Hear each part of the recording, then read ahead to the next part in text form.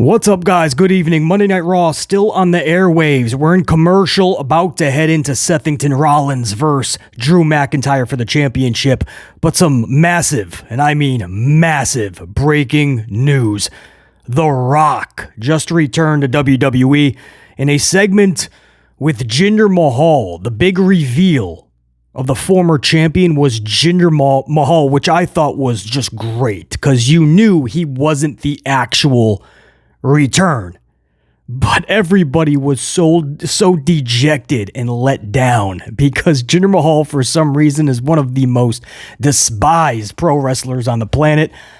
Now, if you follow the channel faithfully, you know BC likes Jinder Mahal. I do. I totally get why people don't want to see him on their TV, but I like Jinder Mahal. So I thought this was great. And the more he was speaking, I knew it was just all signs were pointing to The Rock. Sure enough, The Rock comes out. Now, I thought this was going to be one of those situations where The Rock just, they have a good promo, and then The Rock just whoops that ass. Like Rusev and The Rock. So many people. The Rock comes back, they do a little bit of a promo, maybe a Grayson Waller, and then they just get whooped. That is what happened. Jinder Mahal got whooped, people's elbow, you name it. But it's what The Rock said. Just as he was about to leave, he said, "San Diego, I love you, thank you." And he was about to chuck the mic. And his music was about to hit, and that's it, right? And we're all going to be like, hey, good segment. The Rock came back, good to see him. No, he says, hold on, one more thing. He says, San Diego, The Rock's hungry. He's going to go out to eat here in San Diego. Now, the one question he says, does The Rock sit at a booth? Does The Rock sit at the bar? Or does The Rock sit at the head of the table? And the crowd just goes ballistic. BC, legit goosebumps. Because if you follow the channel, you know, probably more than some of you guys, or even a lot of you guys, that's a dream match for me. I'm not sold on the new 2023 style of wrestling where wrestler A and wrestler B just does a bunch of flips, dives, cool moves, sequences, wrestles for 37 minutes. We yell, "This is awesome. Fight forever. Holy shit." And then we sit around and wait to see what the imaginary star rating is, right? That match got 7 stars.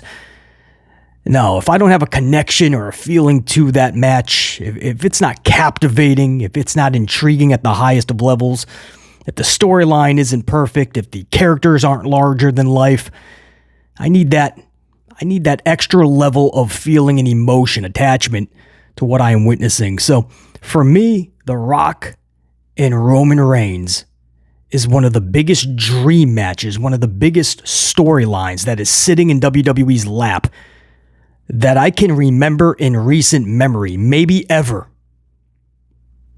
Roman Reigns truly, even at a paranoid state now, thinks he is truly the provider of the entire family. There's just one problem that's delusional. We all know it's Dwayne Johnson, The Rock. And The Rock has shut his mouth for years. Now it's time to shut up Roman Reigns. I just think it's masterful.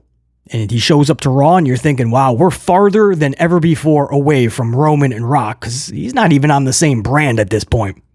He's showing up to Monday Night Raw to do this segment with Jinder Mahal.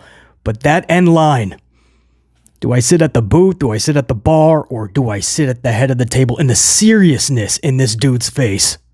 And the crowd goes ballistic. And he just says, that's what I thought. San Diego, I love you. If you smell what The Rock is cooking. Boom. Music hits.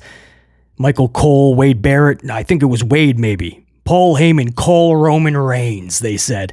It's on. It's on. Roman, Rock, seeds planted. The tree has been... The seeds were planted and the tree grew all within that 2-minute span.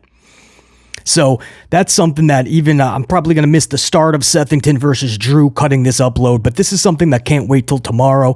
I'm going to have the full review of Raw tomorrow, guys. There's a lot to talk about. I already have 3 pages written in, so we haven't even gotten to the main event.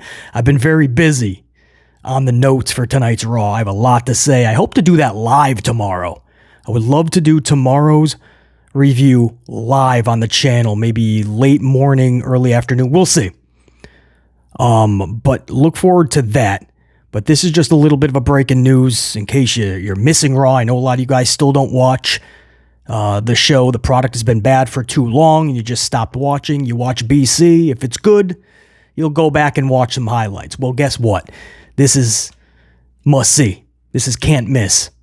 This is the start of something magical, man. Roman Reigns and The Rock. And if you're one of those people that don't want to see this, it doesn't do that much for you. I hear you. Eye of the beholder, your prerogative. I hope you can sit back and be happy for everybody else, because we're going to be witnessing a masterclass in storytelling and everything that goes with it. And then hopefully the match, there's a lot of magic. But this is huge, and it leads you to believe that it's going to be Mania, obviously. WrestleMania, Rock, Roman. This is what BC has been preparing you guys for this. Everybody thinks it's just Cody and Roman. Now, there's 2 nights of Mania. You could still do Cody and Roman one night, Roman Rock. Roman Rock doesn't need to be for the title.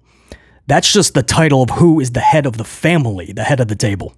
It's like Jey Uso and Roman, right? They were at the pay-per-view fighting over the title, but the title felt like it was secondary, right? They were really fighting over that red tribal lei. For the first time that I can remember in a long time, if maybe of all time, this necklace, if you will, the tribal lei, is more important than the title. And that's how much it means to the family. You know, it's not just a necklace. That's the lei. That is very prestigious in the family. And it was almost like that's what they were fighting for more than the title. So my point is, Rock and Roman doesn't need the title. The Rock's not coming back to take a title. Or he is, but not the championship title. He's coming back to take the title of the leader, the provider of the entire family. I goosebumps just talking about it. I mean, that's just wild.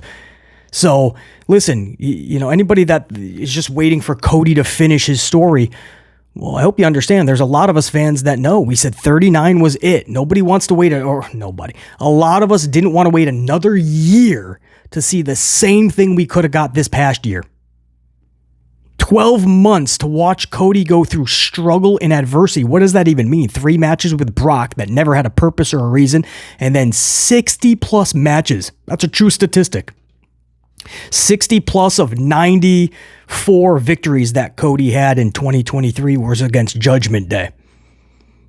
If that's the struggle and adversity I needed to witness for an entire year just to see in 2024 what I could have got in 2023, no thanks.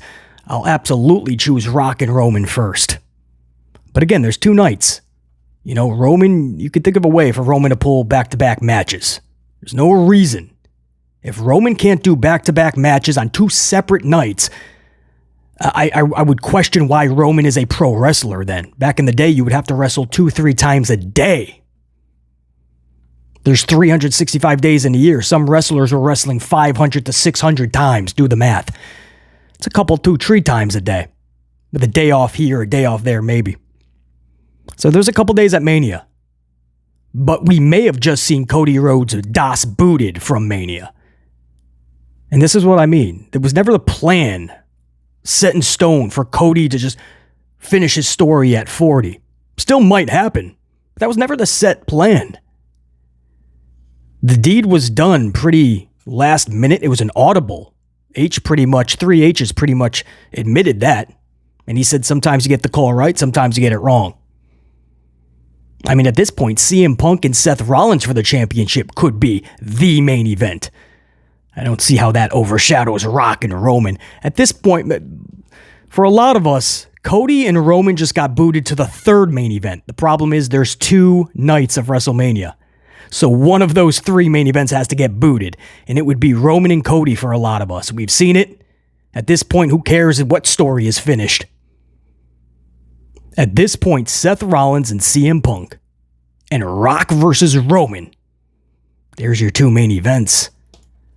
If you're asking me to sign up for Cody and Roman because Cody has to finish a story that he could 12 months ago, forgive me not, and a lot of us for saying no. We can't fake that feeling again. You can't get that electric atmosphere again. It'll be electric. People are waiting for Roman to drop the title. And it should be to like a Cody, not a Rock. But it's not a bigger match than Rock and Roman. Man, so much. I don't know. It's going to be a hot topic, and we're going to discuss it tomorrow during the full review. I'm going to go finish up the notes by checking out the finish of Seth Rollins and Drew McIntyre. Hopefully they deliver. I don't know how they're going to follow what just happened. So the breaking news, Rock versus Roman Reigns. It's on. It has just gotten the green light. Now it's just a matter of crossing the T's, dotting the I's. Tell us when. Mania? SummerSlam? It's got to be Mania, right? Tell us when. Rock going into the Rumble, or is he just going to get that championship match?